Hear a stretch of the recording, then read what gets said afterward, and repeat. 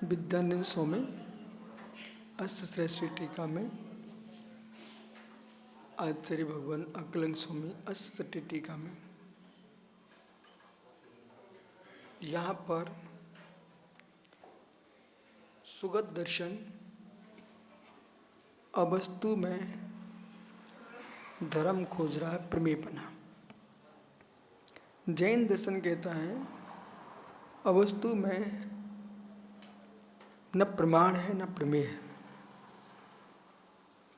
वाक व्यवहार होना मात्र वस्तु नहीं होता। गजब। सुनिए क्यों। मिथ्यात्व भी कसा है, भाव कसा है। सुन रहे क्या?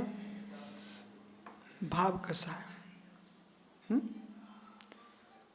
तो कसाय के उद्रेक में जिस व्यक्ति में जो दोष नहीं होता, ठीक है, भिन्न पुरुष उसमें वो दोष लगा देता है। तो वाक व्यवहार है न कि प्रमेय है। नहीं समझ में आ रहा? किसी व्यक्ति को किसी से द्वेष है तो वो व्यक्ति जिसके प्रति द्वेष रखता है उसके लिए कुछ से कुछ ही बोलता रहता है। अब उसने उसके बारे में वैसा सोचा हो अथवा न सोचा हो, पर जो कथन कर रहा है उसका वाक व्यवहार तो है पर प्रमाण नहीं है। क्यों? वैसा प्रमेय नहीं है।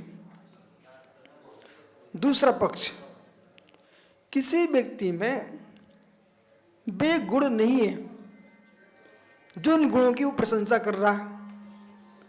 वो राग के वश होकर के अपने रागी का प्रशंसक है, ये बात भी ध्यान रखना। पर जो गुण उसमें नहीं है और वो गुण की प्रशंसा हो रही है तो वो गुण उसके अंदर अप्रमेय है, अप्रमाण है। जैसे तीर्थंकर तो नहीं है, तीर्थ के तांक हैं, वे तीर्थ कृत कहला रहे हैं, तो इसमें तीर्थंकरपना अप्रमेय है उनके लिए। आप नहीं मानोगे इस बात को? उनके अभी मैं जो जिसका कथन करूं उसका बात करो। आप तो तीर्थंकर नहीं है, सुगत आदि उनको वे तीर्थंकर मान रहे हैं, तो क्या अप्रमेयपना नहीं है उनके? अवस्तुपना नहीं है क्या उनके? जो धर्म उनके अंदर प्रकट ही नहीं हुआ है उस धर्म को वे घोषित कर रहे हैं। जैसे कि तुम्हारे जेएनयू में एक व्यक्ति पंचम काल में अपने आप को तीर्थंकर घोषित कर रहा था। अब तो बहुत शांति होगी, ठंडी सा है मैटर, लेकिन क्या वो अवस्तुभूत नहीं है? अप्रमेयपना नहीं है? अभी यशा कीर्ति का मतलब ये नहीं है कि यशा कीर्ति से कुछ भी तुम कहलवाते रहो। यशा कीर्ति है वो वस्तु है, ठीक, चलिए, लेकिन यशा कीर्ति के बल पर जो तुम कहना चाह रहे हैं वो तो वस्तु है।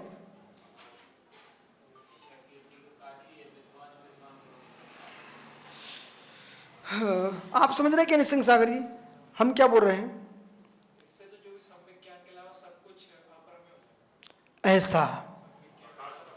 ऐसा पर सुनिए ध्यान से। आप हम जहां अपनी बुद्धि को लेके आपको बता रहे हैं उसे पकड़िए पहले आप, बाकी हम बाद में मिलते हैं आपसे।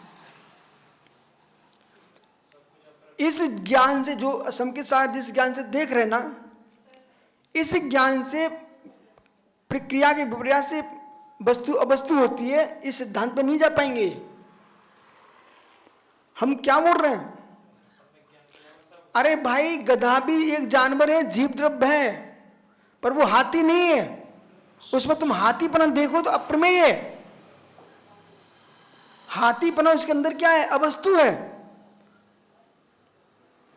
और फिर सम्यक ज्ञान की परिभाषा क्या बनती है? यथावस्त निरूपित सम्यक ज्ञानम प्रदीपक अन्यून मनित्रकम याथा तत् विपरीता निस्संदेह तज्ञानमान गमना। हमारे पास तो सूत्र रखे हुए हैं।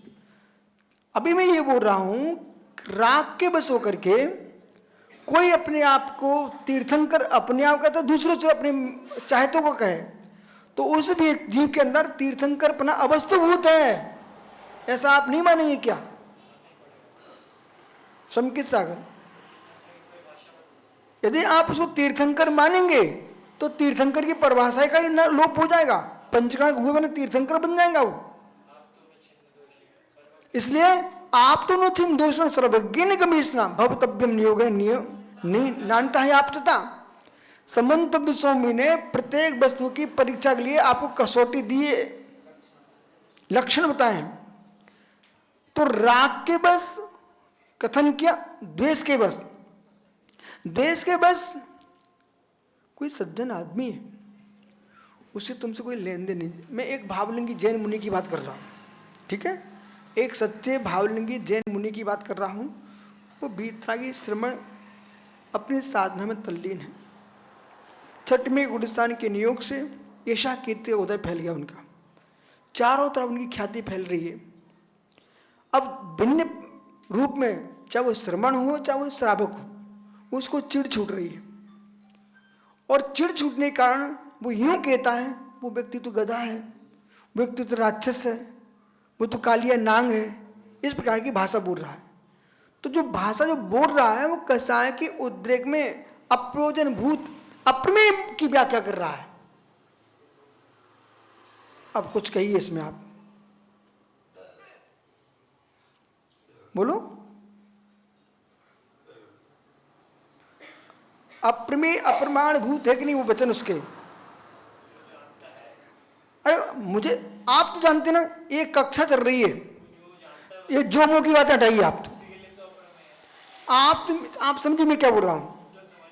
मैं आपको, ये अष्टशास्त्री कक्षा है और आप उसके एक स्नातक छात्र हो। आप स्नातक छात्र के नाते ये बताइए कि एक व्यक्ति एक भावलिंगी मुनि के लिए गधा बोले, स्वान बोले, ऐसी अश्लील भाषा बोले जो भाषा उसको बोलनी नहीं चाहिए, और श्रवण होकर के भी बोले, वो भाषा समिति का विघात कर रहा है और अपने पुण्य का क्षय कर रहा है। उसका परिणाम भी दिखाई दे रहा है, पुण्य का क्षय कर रहा है। समझे कि नहीं? कभी भी मुनियों के बारे में शुभ सोचना नहीं, विचारना नहीं, पुण्य का क्षय तुरंत होता है। जैसे कि कितनी सुंदर नोट हो तुम्हारे पास, रख दो चूल्हे पर, क्या होगा राजन भैया? भस्म। ऐसे ही पंच परमेष्टि के प्रति अशुभ भाव तुम्हारे आए, तुम्हारा पुण्य तुरंत भस्म। ओदे के भाव में डाल दो सबको,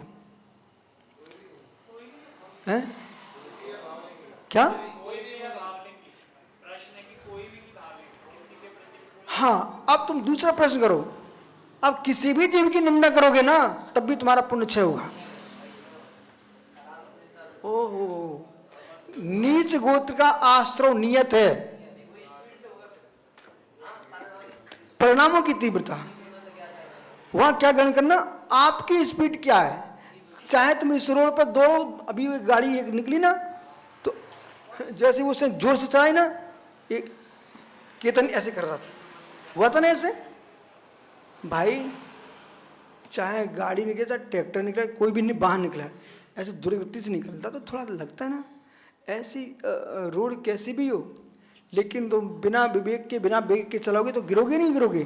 तो ऐसे तुम्हारी कसाई की तीव्रता में तुम कहीं भी अपने आप में ऐसे काम करोगे तो वहाँ बंद तो होगा नियम से। हाँ, लेकिन इतना है, निदत्ति निकाचित के स्थान पर सामान बंद हो जाएगा, लेकिन बंद होगा।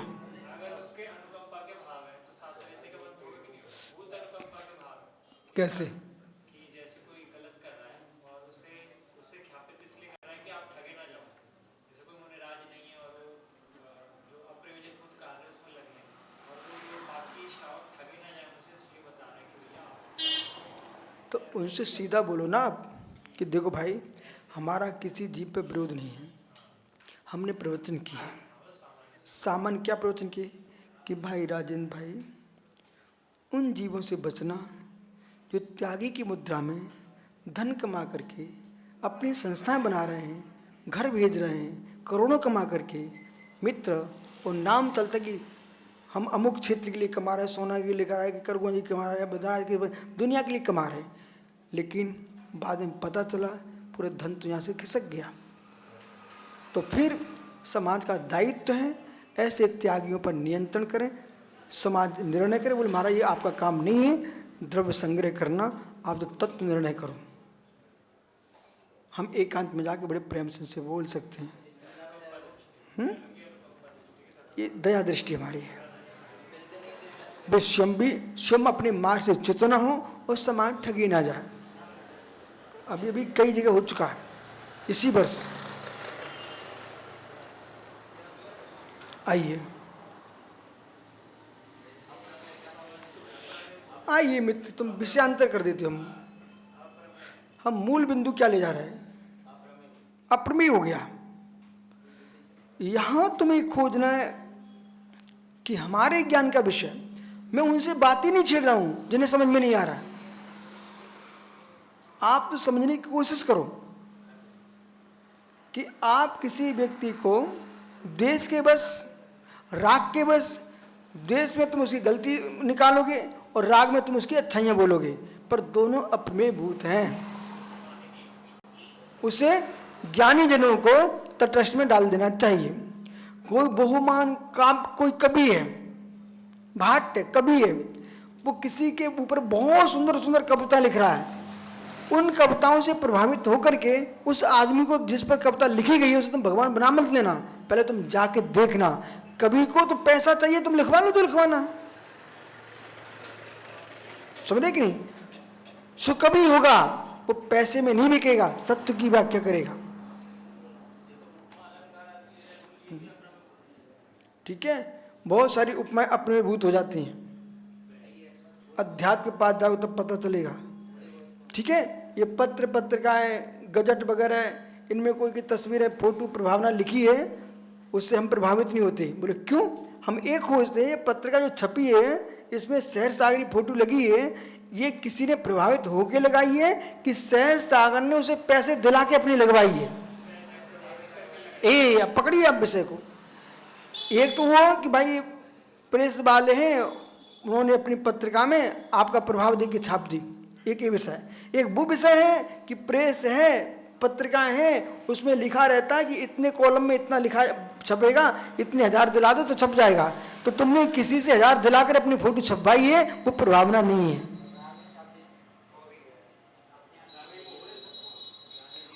उससे प्रभावित, ये जानकारी निकालना चाहिए। और चलो देखो, हमारी बातों में आओगे तुम बहुत से नीचे, मतलब दूर हो जाओगे।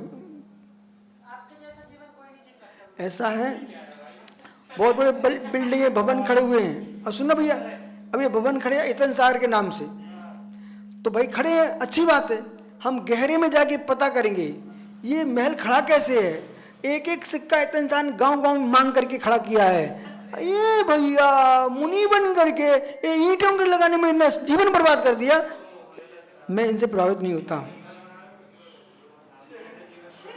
सारे प्रकल्प आप अपने पूरे करो, लेकिन हमसे तुम हमें प्रभावित नहीं कर सकते आप, क्योंकि हमारा प्रकल्प साधु कार्यम तपाश्रुता, तपस्या करो उस श्रुत में लीन रहो। इतना हमने आपको स्पष्ट कर दिया। अब आगे चलिए आप। दर्शन शास्त्र में करना चरना नियोग, दर्शन शास्त्र में करना नियोग, दर्शन शास्त्र में द्रव्य नियोग और दर्शन शास्त्र में प्रतिमा नियोग, इन्हें निकालना सीखो।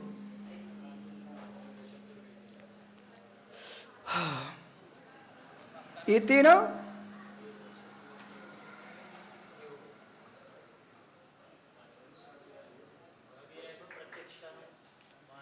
प्रत्यक्ष अनुमानाभ्याम प्रति प्रमीयमानत्व प्रमेया खपस्वादिति से ना।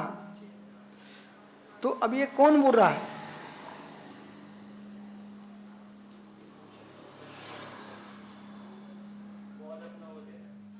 तो प्रत्यक्ष अनुमानाभ्याम, प्रत्यक्ष और अनुमान के द्वारा, नीचे देखो 3 नंबर पे, हे सुगत शब्द विकल्प विषय हेतु साधन से प्रमेय अभाव न विचारो अस्ति। हे सुगत शब्द विकल्प के होने पर भी हेतु साधन प्रमेय अभाव विचारो अस्ति। हेतु प्रमेय अभाव होने पर भी कथम प्रमेय भावापच्छा, किस प्रकार से प्रमेय का भाव पक्ष है। प्रमेयो होती साध्यो धर्मा, प्रमेय होंगे वहीं 7 धर्म होगा। जहां प्रमेय ही नहीं है वहां पर 7 धर्म नहीं हो सकता। जहां प्रमेय होगा वहीं 7 धर्म होगा। जब प्रमेय ही नहीं है वहां सात धर्म भी नहीं है। कोई भी तुम साधन दे में कोई लेन देन नहीं है, प्रमेय होना चाहिए। चाहे तुम विकल्प ज्ञान बोलो, चाहे जो तुम्हें कहना कहते रहिए, लेकिन प्रमेय होना चाहिए। अब इतनी सी पंक्ति है, हमने अपने मस्तिष्क में रख ली। सुना कि नहीं आपने? 1 घंटा क्या 24 घंटे बुलवाओ आप तो, इतनी हमने सुनो और जीवन भर चलेगा। यही तो हमारी समाधि कराएगा। लोग ये कहते हैं ज्ञानी एकांतिक कि आणवीच की कथा से समाधि नहीं हो सकती, लेकिन आणवीच की कथा तत्व का निर्णय करेगा तो समाधि नियम से होगी। बे गहरे सूक्ष्म मिथ्यात्व मेरे अंदर से बाहर फेंक रहे हैं, बे गहरे सूक्ष्म मिथ्यात्व बाहर फेंक रहे हैं। जहां लोग कल्पना नहीं कर सकते, सोच नहीं सकते, वो विषय यहां खोल रहे हैं। अभी राग देश की बात पर कितना विषय खिंच गया, अप्रमेय बना दिया, वो है ही अप्रमेय। चरणानियों की भाषा में असत्य बोलना, शब्द विकल्पत्व हेतु, शब्द विकल्प विषय हेतु, शब्द विकल्प हेतु होने पर भी, परसिद्ध्यमानत्वात्, परसिद्धमान होने पर भी, प्रत्यक्ष अनुमानाभ्याम प्रियमाणत्व में हेतु सिद्धम, प्रत्यक्ष अनुमान के द्वारा प्रियमाणत्व सिद्धि हेतु सिद्धम। तो प्रत्यक्ष अनुमान के द्वारा प्रियमाण हेतु, प्रत्यक्ष से और अनुमान से, हाँ प्रत्यक्ष से वो अनुमान से जो प्रमीयमान है, प्रमीयमान है यानी जाने जा चुके हैं, जाने जाते हैं, वे ही सिद्ध हेतु हैं। जो प्रत्यक्ष से भी नहीं जाने जाते हो, परोक्ष से भी नहीं जाने जाते हो, वो अवस्तुभूत हो, वे हेतु कैसे बन सकते हैं? और जो न प्रमेय में न प्रमिति में, जो प्रमिति क्रिया में नहीं आ पा रहे हैं, वे प्रमेय कैसे हो सकते हैं? जो प्रमेय नहीं हो सकते हैं वे प्रमाण नहीं हो सकते, इसलिए असिद्ध हेतु है। जिसका प्रमाण भी नहीं है, प्रमिति भी नहीं है, अवस्तुभूत है, वो असिद्ध हेतु है। ठीक है, चले हो चिन्ह, आगे मिलेंगे। नमो रिंता नमो सिद्धा नमो रे सोसा।